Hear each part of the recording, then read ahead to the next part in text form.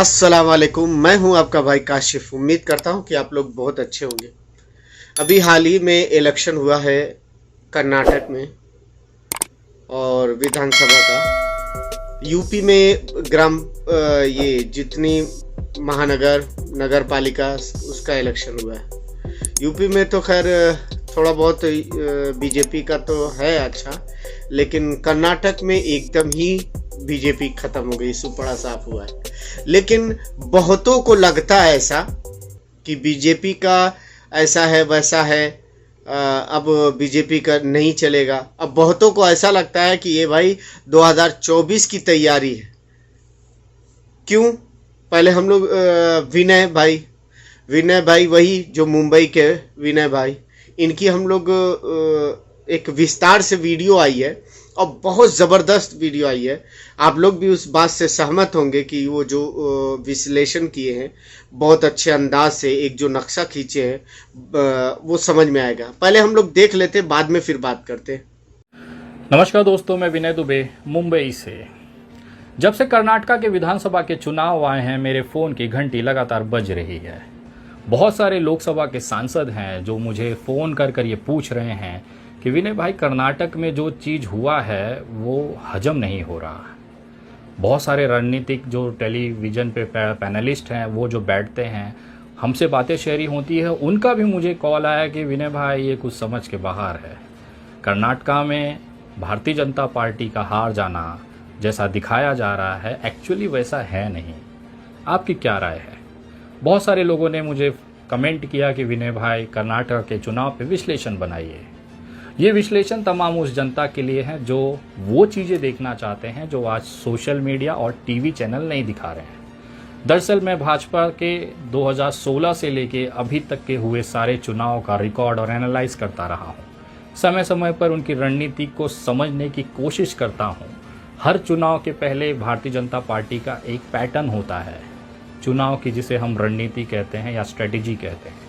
इसी स्ट्रेटेजी के अंदर कर्नाटका को भारतीय जनता पार्टी ने खुद सजाकर कांग्रेस के सामने रख दिया है। दरअसल भारतीय जनता पार्टी कांग्रेस से हारी नहीं है, उसने ये जीत थाली में परोसकर कांग्रेस के सामने रख दी है।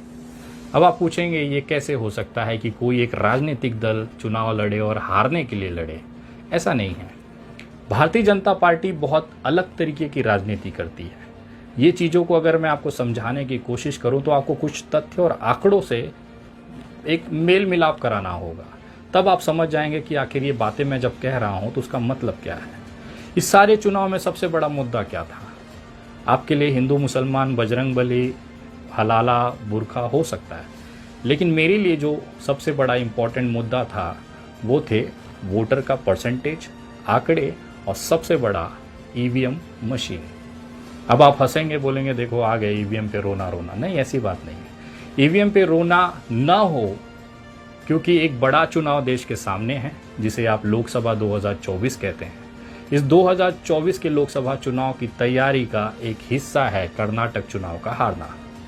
अगर कर्नाटक चुनाव भारतीय जनता पार्टी जीतती या आगामी 2-3 और चुनाव है जिसमें मध्य प्रदेश, राजस्थान वगैरह हैं, इस चुनाव में भी अगर भारतीय जनता पार्टी जीत जाएगी तो ईवीएम पर आप श्योर हो जाएंगे कि मशीन को मैनिपुलेट कर कर भारतीय जनता पार्टी चुनाव जीतती आ रही है। लेकिन इन चुनाव के, लोकसभा चुनाव के ठीक पहले अगर 2-3 बड़े चुनाव भारतीय जनता पार्टी हार जाए तो आप किस मुंह से ईवीएम पर सवाल खड़ा करेंगे? यही उस रणनीति का हिस्सा है जिसको मैं आपसे रूबरू कराना चाहता हूँ। आपको ज़्यादा पीछे जाने की ज़रूरत नहीं है। 2019 के लोकसभा चुनाव में जब नरेंद्र मोदी जी दूसरी बार प्रधानमंत्री बने, उससे ठीक से पहले अगर आप सारे चुनाव को उठा लें, आप खुद गूगल कर लें, तो आपको ये पैटर्न समझ में आ जाएगा कि आखिर कर्नाटका भारतीय जनता पार्टी क्यों हारी है। अगर आपको देखना चाहें तो मैं आपको कुछ उदाहरण के साथ समझा सकता हूँ। आइए मैं ले चलता हूँ आपको उस असलियत पैटर्न में, जिसको समझने के बाद आपको लगेगा कि दरअसल कांग्रेस यहाँ पर जीती नहीं है, भारतीय जनता पार्टी ने कांग्रेस को जिताया है। 2019 के लोकसभा चुनाव के ठीक पहले यानी कि 2018 में बहुत सारे चुनाव हुए। उसमें पहला चुनाव था छत्तीसगढ़ का। छत्तीसगढ़ में बीजेपी की सरकार थी, रमन सिंह वहाँ के मुख्यमंत्री हुआ करते थे। 2018 का विधानसभा चुनाव होता है वहाँ पे कांग्रेस की बहुमत की सरकार बनती है। अब भूपेश बघेल जी वहाँ के मुख्यमंत्री बनते हैं। ये हुआ एक राज्य। आइए दूसरे राज्य पे चलते हैं। दूसरा बड़ा राज्य है राजस्थान, जहाँ पर ऑलरेडी बीजेपी की वसुंधरा राजे मुख्यमंत्री हुआ करती थी और 7 दिसंबर 2018 को राजस्थान के चुनाव होने के बाद कांग्रेस को पूरी बहुमत मिलती है और वहाँ पे सत्ता बनाती है कांग्रेस, जिसके मुख्यमंत्री होते हैं अशोक गहलोत जी। ये हो गया दूसरा राज्य। आइए तीसरे राज्य की तरफ चलते हैं, जो है मध्य प्रदेश। जी, मध्य प्रदेश, आपने सही सुना। तीसरा वो राज्य है जहां पर भारतीय जनता पार्टी ने ठीक लोकसभा चुनाव से पहले सरेंडर इन द सेंस वो बनी बनाई थाली कांग्रेस को दे दी। उस समय शिवराज जी चौहान थे, जो कि कितने ही दशकों से मध्य प्रदेश के मुख्यमंत्री रहे हैं। भारतीय जनता पार्टी का गढ़ रहा है मध्य प्रदेश। इतने सालों की सत्ता के बाद ठीक लोकसभा चुनाव के 6 महीने पहले यानी 28 नवंबर 2018 को वहां पर कमलनाथ जी की पूर्ण बहुमत की सरकार बनती है और शिवराज सिंह के मुख्यमंत्री के बाद जो अगले मुख्यमंत्री मध्य प्रदेश के बनते हैं वो हैं कमलनाथ। अब आप कहेंगे विनय भाई, राज्य आपने गिना दिए, इसमें अलग क्या है? इसमें अलग एक ही चीज़ है कि इस चारों राज्यों में लगभग बीजेपी की सरकार थी और उसने वो सरकार कांग्रेस को दे दी। लेकिन जैसे ही लोकसभा के चुनाव बीते, वापस से इन राज्यों को वापस ले लिया गया। अब आपको समझाने के लिए 2 उदाहरण मैं आपको देता हूँ। पहला उदाहरण है मध्य प्रदेश का। शिवराज जी चौहान वहाँ के मुख्यमंत्री थे। नवंबर दिसंबर 2018 में कमलनाथ जी वहाँ के मुख्यमंत्री बने। उसके बाद 2019 के अप्रैल महीने में लोकसभा चुनाव के मतदान हुए। मई 2019 में लोकसभा चुनाव के रिजल्ट आए। नरेंद्र मोदी जी ने दूसरी बार प्रधानमंत्री पद की शपथ ली। उसके बाद ठीक कुछ महीनों बाद मध्य प्रदेश में ऑपरेशन लोटस चलाया गया। लोटस का मतलब जानते हैं? Operation lotus. किसी भी तरीके से, चाहे विधायकों को खरीद के, चाहे पार्टी तोड़कर, वहाँ की सत्ता को वापस लिया जाता है। बीजेपी इसमें खिलाड़ी है, मास्टर है एक तरह से। अमित शाह जी को यूं ही चाणक्य नहीं कहते, उसके पीछे ये सबसे बड़ा कारण है। अगर अमित शाह चाह ले आज भी 60-65 130 की बहुमत वाली भाजपा सरकार को गिरा के आज भी कर्नाटक में वो सत्ता हासिल कर सकता है, लेकिन उनको जरूरत इस समय नहीं है। ये करेंगे 2024 के लोकसभा चुनाव के बाद। कमलनाथ जी की सरकार थी, लोकसभा चुनाव बीते उसके बाद कांग्रेस को तोड़कर वहां पर फिर से 23 मार्च 2020 को शिवराज सिंह की सरकार को वापस लाया गया और उनको मुख्यमंत्री बना दिया गया। ये पहला उदाहरण। दूसरा उदाहरण फिर से कर्नाटक का ले लीजिए। कर्नाटक चुनाव वो हारे थे।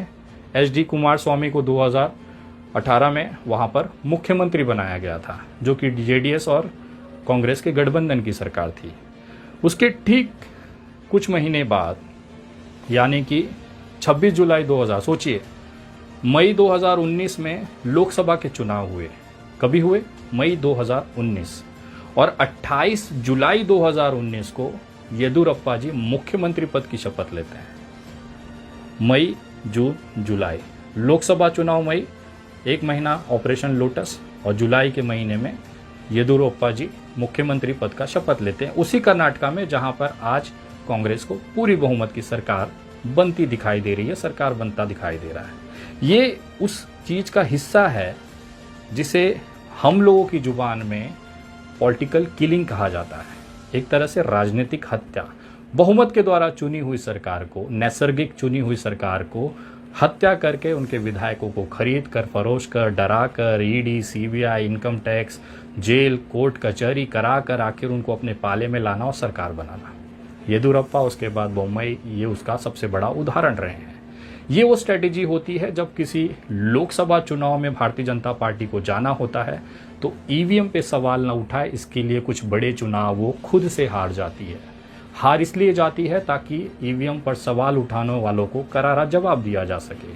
अगर आप कल से अभी तक सोशल मीडिया और ट्विटर पर अगर फोकस करेंगे, अगर आप उस पर एक्टिव हैं, तो आपने एक चीज़ देखा होगा, बहुत सारे मीडिया चैनल्स के लोगों ने EVM को लेकर कटाक्ष करते हुए ट्वीट किए। रूबिका लियाकत का आपने कमेंट देखा होगा, ट्वीट देखा होगा, जिसमें उन्होंने EVM को लेकर पूछा कि आज उसके बारे में बात। आप लोगों ने देखा कि विनय भाई ने किस तरह ज़बरदस्त अंदाज में बताया है और सही बात भी है कहीं बहुत हद तक देखा जाए। जैसे इन्होंने एग्जाम्पल दिया है कि ट्विटर से और सोशल मीडिया में तो दिख ही रहा है, लेकिन कहीं ना कहीं यह है कि 2024 के लिए सब कुछ हुआ है। इससे पहले कि और कुछ बात किया जाए, उम्मीद करता हूँ कि आप लोग को ये वीडियो अच्छी लगी होगी। कैसी लगी, आप क्या सोचते हैं, कमेंट करके ज़रूर बताइएगा। कमेंट में लिखिए, कमेंट में आप लोग लिखते नहीं हैं। अपने दोस्तों, रिश्तेदारों, सारे जितने भी सोशल मीडिया है आप लोग शेयर कर दिया करें। इससे क्या होगा कि मेरा तो फ़ायदा होगा, लेकिन दूसरे लोगों को भी पता चलेगा। अपने माँ बाप का ख्याल रखें, अपने मुल्क का ख्याल रखें, दुआओं में मुझे याद रखें। शब बखैर।